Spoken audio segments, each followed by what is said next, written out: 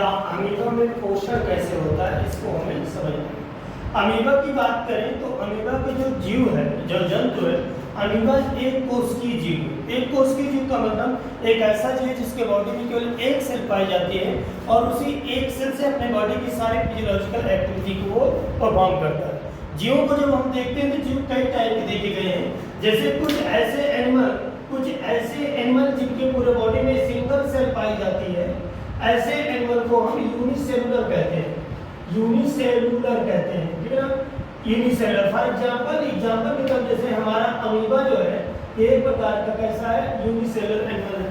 दूसरे टाइप की बात करें तो ऐसे एनिमल जिनके अंदर काफी ज्यादा मोर देन वन सेल पाई जाती है, मोर देन वन सेल पाई जाए, ऐसे एनिमल को हम कहते हैं मल्टी सेलुलर एनिमल कहते हैं।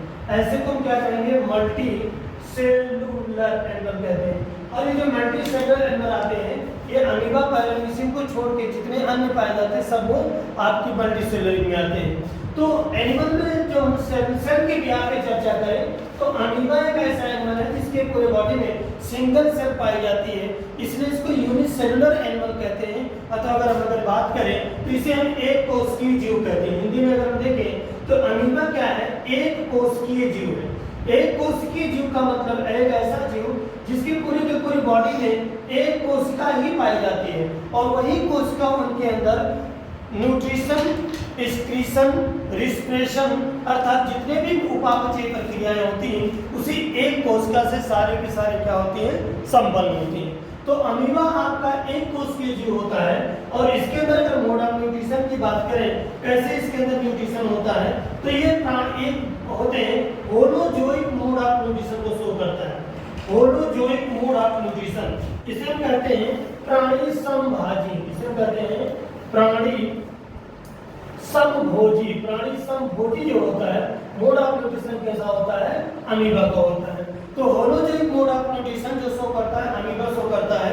इसके अंदर देखा गया कि ये होलोजोइक मोड ऑफ न्यूट्रिशन जैसे भोजन को कैसे कोई जीव अपने अंदर ग्रहण करता है, ये क्या विधि आती है, इसी को कहते हैं विधि, यानी कि मोड ऑफ न्यूट्रिशन। तो मोड ऑफ न्यूट्रिशन में अगर हम देखें तो अमीबा जो होता है वो एक प्राणी संभोजी विधि द्वारा भोजन को ग्रहण करता है। भोजन को किस तरीके से ग्रहण किया जाता है, इसमें एक तरीका आता है जिसे हम कहते हैं प्राणी संभोजी या होलोजोइक मोड ऑफ न्यूट्रिशन। तो होलोजोइक तरीके से भोजन को अपना गेन करता है अमीबा, और अमीबा को देखा गया या अपना भोजन अवशोषित नहीं करता है। ज्यादातर जैसे अवशोषित ज्यादातर देखा गया कि जो एक कोश के जीव होते हैं वो जिस वातावरण में पाए जाते हैं उस वातावरण में पाए जाने वाला उनका जो भोज्य पदार्थ होता है वह सामान्य विषण के माध्यम से उनके कोशिका के अंदर प्रवेश कर जाता है, लेकिन ऐसा अमीबा में नहीं होता है।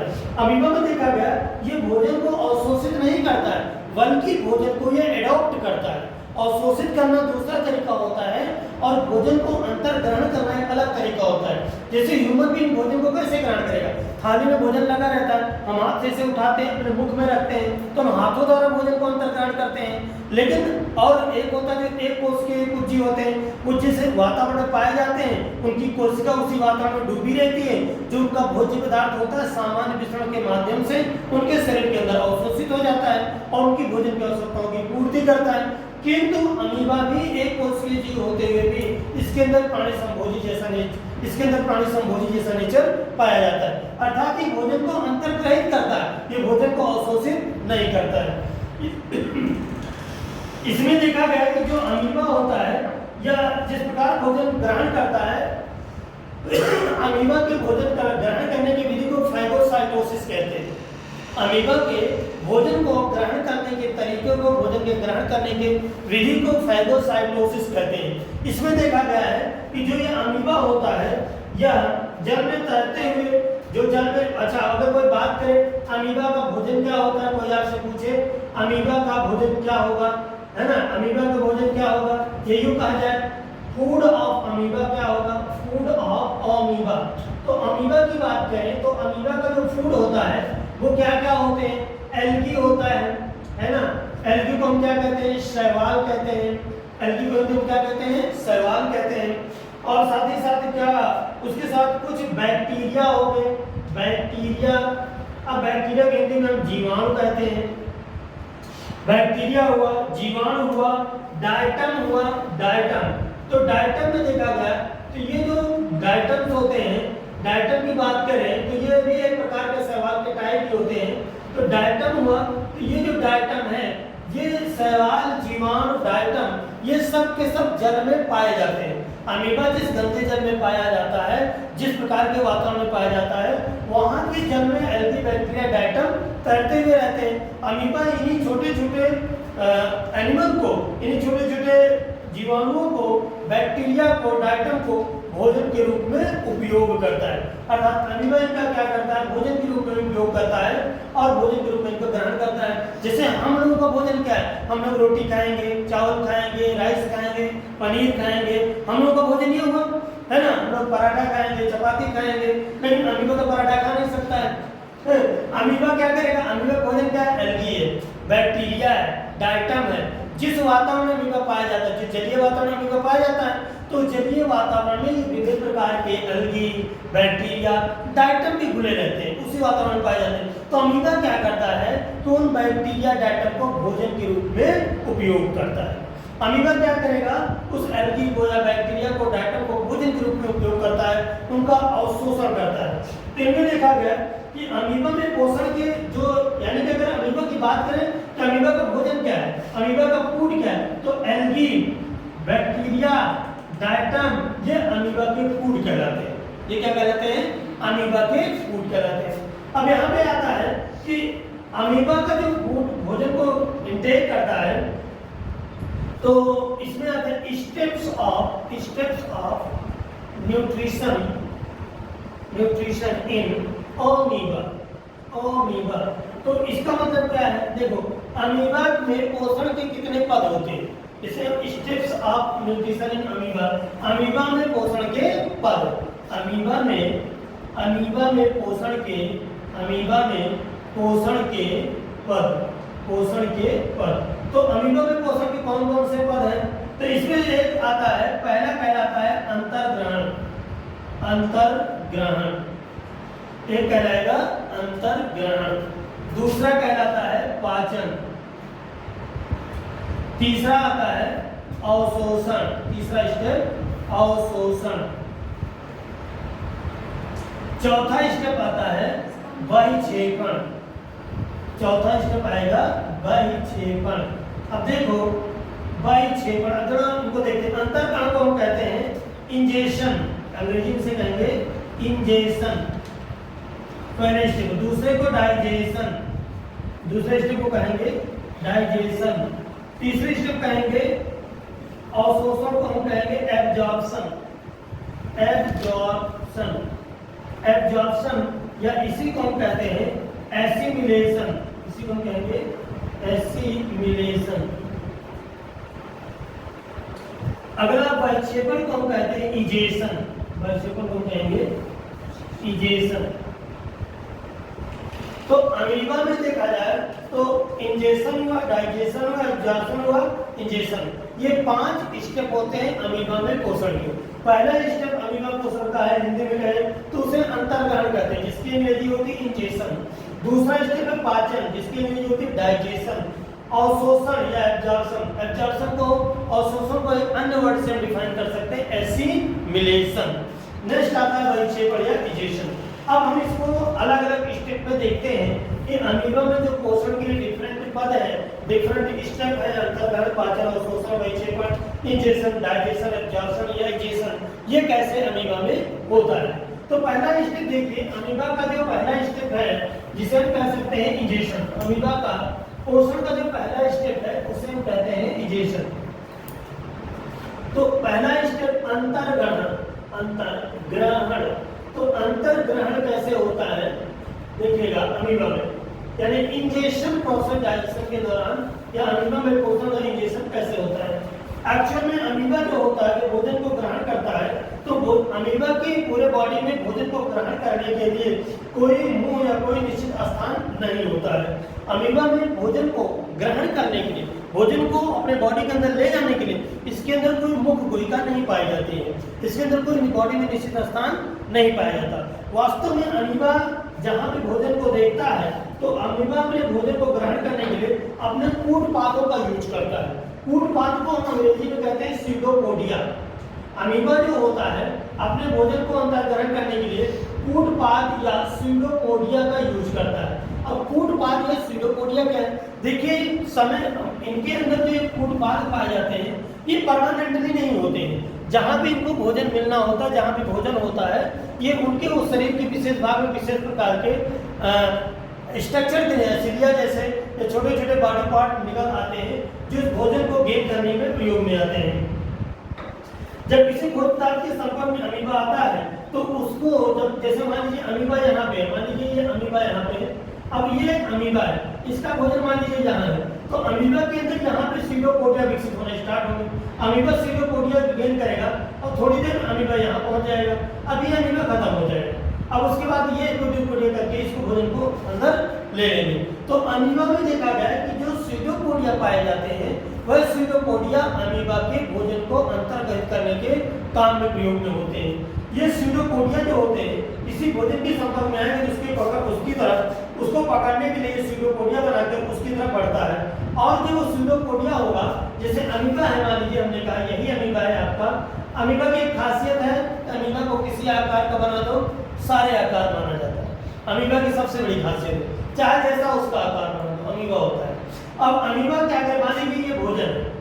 अब अमीबा इसके चारों तरफ अपने कूटपाद को विकसित करता है और कूटपाद को विकसित करके फिर इसके करीब आ जाता है और करीब आ गया। अब अमीबा इसके और ज्यादा करीब आ गया, अमीबा ये पहुंच गया यहाँ पे। अब अमीबा आपके और करीब तो कूटपाद को विकसित करके भोजन को अपने अंदर खींच लेता है। इसमें कुछ उसमें पेपर में आ जाए कि मतलब अमीबा का डायग्राम बनाओ तो हम बोला कहते हैं ऐसा नहीं बना सकते, कोई गलत नहीं। हाँ, अमीबा का आप एक काम करना, चाहे जैसा डायग्राम बनाओ बीच में छोटा सा ब्लैक स्पॉट जरूर दिखाओ। ये ब्लैक स्पॉट इसके न्यूक्लियस को शो करता है। अब चाहे ऐसे गोल गोल बना दो, चाहे ऐसे ऐसे बना दो, चाहे ऐसे ऐसे बना दो, कोई दिक्कत नहीं, सारे अमीबा हैं। अमीबा की सबसे बड़ी खासियत है उसका शेप हमेशा चेंज होता रहता है। चाहे जैसे बना दो तो बीच में कई स्पॉट जरूर दिखाओ, वो स्पॉट ये बताता है कि this is the nucleus of amoeba. बस समझ गए ना? तो अब ये जो अमीबा होता है, तो अमीबा में देखा गया कि ये अमीबा अपने कूटपाद के द्वारा, कूटपाद को हम क्या कहते हैं स्यूडोपोडिया, स्यूडोपोडिया के द्वारा भोजन को अपनी ओर खींच लेता है। और एक जो स्यूडोपोडिया क्या करेगा, अपनी ओर चारों तरफ विकसित करेगा तो एक प्यालेनुमा संरचना बन जाती है। अमीबा में एक प्यालेनुमा संरचना बनेगी और वो प्यालेनुमा जो संरचना बन जाती है वो क्या करेगा, उस भोजन को अपनी तरफ खींच लेता है और भोजन को अपनी तरफ खींच ले जाके वह भोजन जो अमीबा का आया, अब वो भोजन अमीबा की बॉडी के अंदर आ गया। अब वो भोजन अमीबा के जाता है फूड वैक्यूल में पहुंच जाता है। कहाँ भेजा जाता है? फूड वैक्यूल में। फूड वैक्यूल क्या है? अमीबा के बॉडी में एक स्पेशल स्पेस पाया जाता है जो जिसे हम फूड वैक्यूल कहते हैं। हिंदी में इसी को हम रिक्तिका कहते हैं या खाद्य रिक्तिका कहते हैं। हिंदी में इसी को हम खाद्य रिक्तिका कहते हैं या रिक्तिका कहते हैं। तो भोजन यहाँ पहुंचा, अब भोजन यहाँ पहुंचा तो अमीबा खाद्य रिक्तिका को अमीबा या जो आपका खाद्य रिक्तिका है इसी को हम ये कह सकते हैं टेम्पोररी स्टमक मान सकते हैं। टेम्पोररी स्टमक अमीबा का ये क्या है? टेम्पोररी स्टमक, अस्थायी पेट हिंदी में कह सकते हैं। तो जो खाद्य रिक्तिका होती है वो अमीबा की टेम्पोररी स्टमक होती है, अस्थायी स्टमक होती है। अब यहाँ पे जो भोजन पहुंच गया तो अगले यानी कि अब इन स्यूडोपोडिया के द्वारा अमीबा का भोजन बॉडी के अंदर लाया जाता है और बॉडी के अंदर जब अमीबा के अंदर आता है तो उनके खाद्य रिक्तिका अर्थात फूड वैक्यूल में जाता है और फूड वैक्यूल को टेम्पोररी स्टमक हम कहते हैं। अब यहाँ पे क्या होगा? यहाँ पे अगले स्टेप में अमीबा के फूड का पाचन होता है अर्थात डाइजेशन होता है।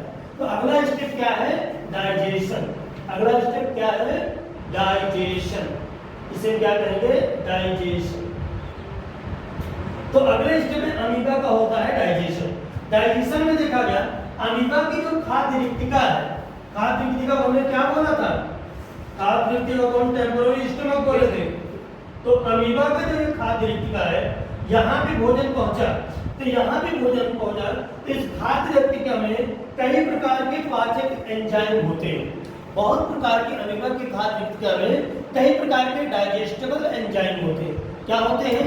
Digestible enzyme. इसी को हिंदी में क्या कहते हैं? पाचक एंजाइम।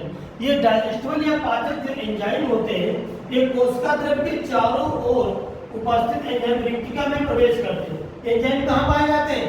ये इनके कोशिका द्रव्य में पाए जाते हैं और ये कोशिका द्रव्य से एंजाइम फिर आके खाद्य रिक्तिका में आते हैं या फूड वैक्यूल में आते हैं और वहां पर आकर भोजन को छोटे छोटे अणुओं में ब्रेक कर देते हैं। जो भोजन आपका था, अभी अगले स्टेप में देखोगे अमीबा का यह भोजन खाद्य रिक्तिका में छोटे छोटे विलेय अणुओं में टूट जाता है, यानी उन पाचक एंजाइमों की सहायता से, उन डाइजेस्टिबल एंजाइमों की सहायता से वह जो भोज्य पदार्थ होता है बहुत सारे छोटे छोटे डाइजेस्टिबल पार्टिकल में ब्रेक हो जाता है, छोटे छोटे विलेय कणों में टूट जाता है। अब ये विलेय कण टूट जाएगा तो अब इसके आगे क्या होगा? अगले स्टेप में जो होता है उसे हम कहते हैं अवशोषण। तो नेक्स्ट स्टेप क्या है? अवशोषण। क्या कहते हैं इसे? अवशोषण। और अवशोषण को हम कहते हैं एब्जॉर्प्शन। इसे क्या कहेंगे? एब्जॉर्प्शन। अगले स्टेप क्या है? एब्जॉर्प्शन। तो ये जो एब्जॉर्प्शन होता है अमीबा का जो खाद्य रिक्तिका थी, जो आपका फूड वैक्यूल था, उस फूड वैक्यूल में फूड छोटे छोटे विलेय पार्टिकल में टूट गया। अब इस अगले स्टेप में फिर उसका जो विलेय पार्टिकल टूट गया उसका क्या होता है? एब्जॉर्प्शन होता है। इसी एब्जॉर्प्शन को हम एक और नाम देते हैं स्वांगीकरण। इसी एब्जॉर्प्शन को हिंदी में एक और नाम देते हैं, उसे कहते हैं स्वांगीकरण या इसी को एसिमिलेशन कहते हैं। इसी को क्या कहते हैं? एसिमिलेशन। इनमें देखा गया खाद्य रिक्तिका से पचा हुआ भोजन कोशिका द्रव्य में विस्तृत हो जाता है। खाद्य रिक्तिका जो यहाँ पे आया, फूड वैक्यूल में जो विलेय कण में पचा हुआ भोजन था, ये अब इनकी कोशिका में क्या होता है? विस्तृत हो जाता है, यानी पूरी पूरी कोशिका में डिफ्यूज हो जाता है, मिल जाता है। अब इस प्रकार देखा जाए तो अमीबा में एक छोटी सी कोशिका होती है। इसकी अमीबा क्या है? एक छोटी सी कोशिका होती है। इसके अंदर कोई रुधिर परिवहन तंत्र तो पाया नहीं जाता, कोई ब्लड सर्कुलेशन सिस्टम अमीबा के अंदर नहीं पाया जाता है। इसकी जगह चूंकि अमीबा एक छोटी सी कोशिका होती है, एक ही कोशिका होती है, तो भोजन के अवशोषण के बाद जैसे ही भोजन का एब्जॉर्प्शन हो जाता है, यानी कि यहाँ से छोटे छोटे पार्टिकल में टूटा भोजन अब ये इनकी कोशिकाओं में विसरित हो जाता है, पूरे पूरे कोशिका में फैल जाएगा भोजन। अब इनकी खाद्य रिक्तिका जो होती है, जो ये फूड वैक्यूल होती है, खत्म हो जाती है।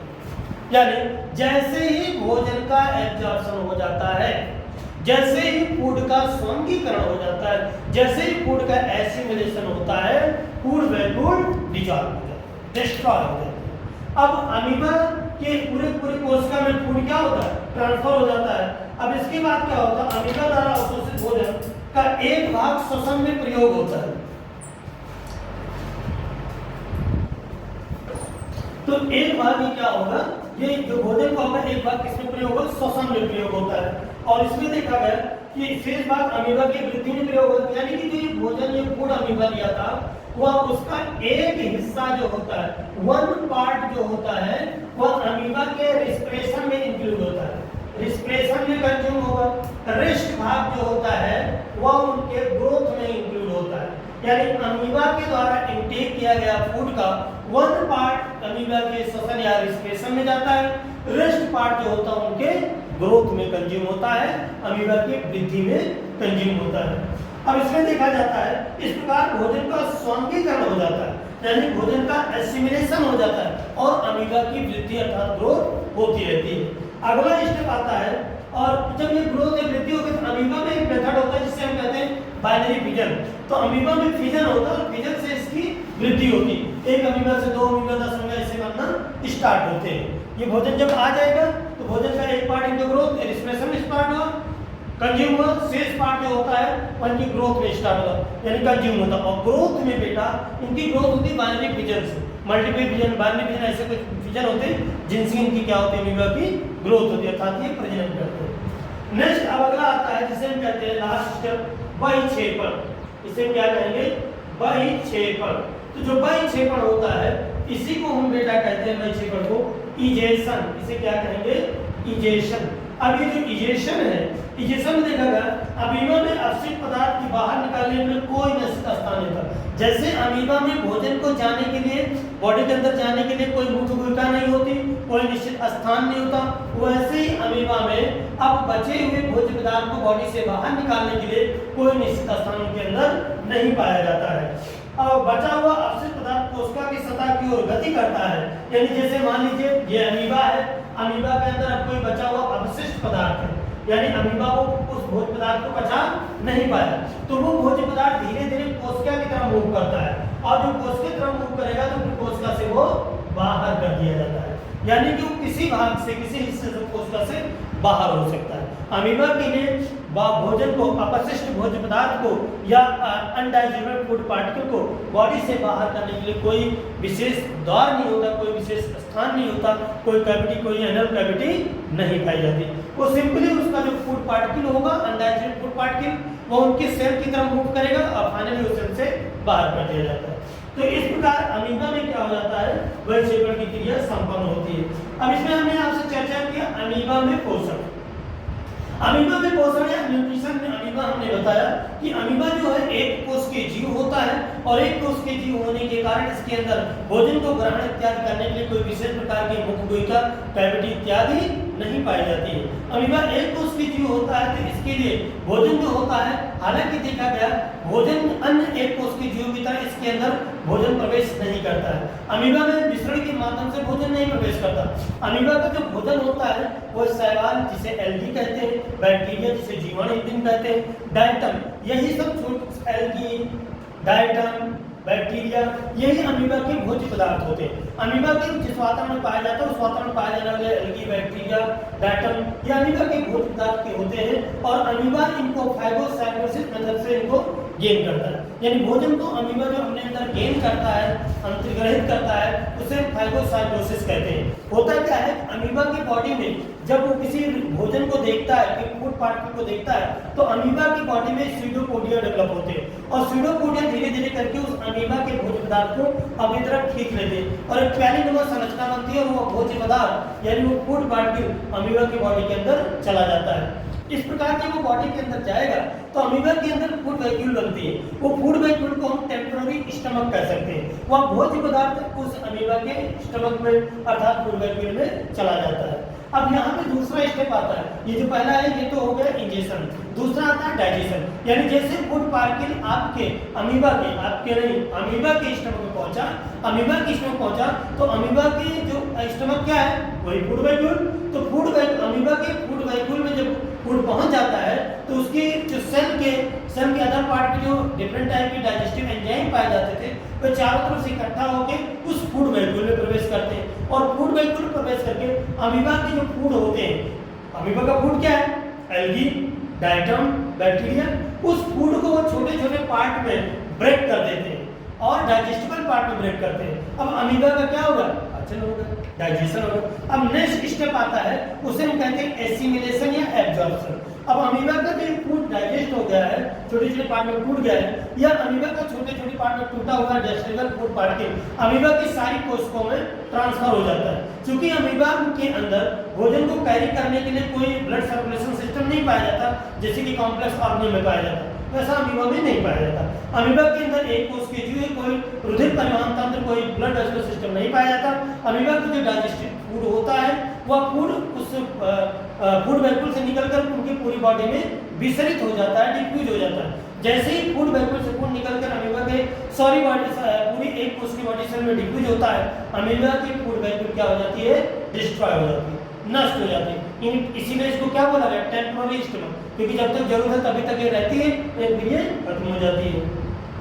अब अमीबा में जो पूरे बॉडी में फूड ट्रांसफर हो गया, डिफ्यूज हो गया, तो इसी को हम कहते हैं अवशोषण होना या एसिमिलेशन होना। इस एसिमिलेटेड फूड का एक पार्ट अमीबा के रिस्पिरेशन में, इट मींस श्वसन में उपयोग में आता है। शेष जो बचा हुआ हिस्सा होता है वह अमीबा की ग्रोथ में यूटिलाइज होता है, यानी कि उसको अमीबा से न्यूट्रिशन लेकर अपनी ग्रोथ करता है। और अमीबा के अंदर जो ग्रोथ होती है वह ग्रोथ बाइनरी फिजन के माध्यम से होती है। अब नेक्स्ट स्टेप आता है, उसे हम कहते हैं वैक्षेपण। अमीबा के न्यूट्रिशन का लास्ट स्टेप है, इसे हिंदी में वैक्षेपण, अंग्रेजी में इसे इजेशन कहते हैं। इस स्टेप में देखा गया अमीबा का जो बचा हुआ अनडाइजेस्टेबल फूड होता है, जैसे पूरी कोशिका में फूड ट्रांसफर हो गया, लेकिन बचा हुआ कुछ फूड होता है उसे अनडाइजेस्टेबल फूड कहते हैं। वह अनडाइजेस्टेबल फूड जो होता है अमीबा से की बॉडी से बाहर निकाल दिया जाता है। क्योंकि अमीबा एक कोश के जीव है, यूनिसेलुलर जीव है, इसके लिए इसके बॉडी में कोई, जिस तरह फूड को अंदर ले जाने की कोई मुख्य नहीं पाई जाती थी, वैसे ही इसके एक सेल में फूड को बाहर निकालने के लिए भी कोई कैनाल या कोई कैविटी एनल कैनाल नहीं पाई जाती है। जो अनडाइजेस्टेड फूड होता है वह धीरे धीरे अमीबा की कोशिका के करीब आता है और वहां से कोशिका से बाहर निकाल दिया जाता है। इस प्रकार ये 4 स्टेप होते हैं जो कि अमीबा के न्यूट्रिशन में यूटिलाइज होते हैं। क्लियर? यानी कि 4 स्टेप में अमीबा में न्यूट्रिशन होता है। तो आज ये आपका जो प्रोसेस था, जो आपका टॉपिक था अमीबा में पोषण न्यूट्रिशन इन अमीबा कंप्लीट।